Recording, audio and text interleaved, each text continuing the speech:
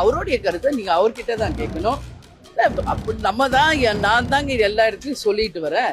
சட்டம் ஒழுங்கு கேள்விக்குறி, இன்னைக்கு பல கோரிக்கைகள் நிறைவேறாமையும் இருக்கு. எல்லா மார்க் போடுவீங்க இந்த ஆட்சிக்குன்னு பல இடத்துல கேட்டிருக்காங்க. எல்லா இடத்துலயும் சொன்னது இப்ப உங்க முன்னாடி சொல்றேன். 50% நல்ல விஷயங்கள் பண்ணியிருக்காங்க. 50% இன்னும் நிறைவேற வேண்டியது நிறைய இருக்கு. வாக்குறுதிகள் நிறைய நிறைவேறிருக்கு. சட்டம் ஒழுங்கு பிரச்சனை இருக்கு. எல்லாமே நான் சொல்லிட்டு தான் வரேன். அதுல எந்த மாற்று கருத்தும் கிடையாது. எனவே இனிமேல வரும் ஒரு ஆட்சி நிச்சயம் மக்களுக்கு நல்லது நடக்கும் ஒரு ஆட்சியாக இருக்கும். எதுங்க அதை இப்ப இன்னைக்கே நம்ம எப்படி அது முடிவு பண்ண முடியும்? தேர்தல் முடிஞ்சு ரிசல்ட் வரும்போதுதான் அதுக்கான பதில் இருக்கு.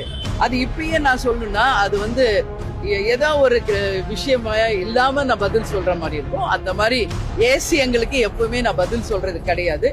எல்லாமே ஆதாரபூர்வத்தோட உங்களுக்கு அறிவிக்கும். நன்றி நன்றி நன்றி. கேப் புக் பண்ணீங்கன்னா இனி அதை ரெட் டாக்ஸில புக் பண்ணுங்க.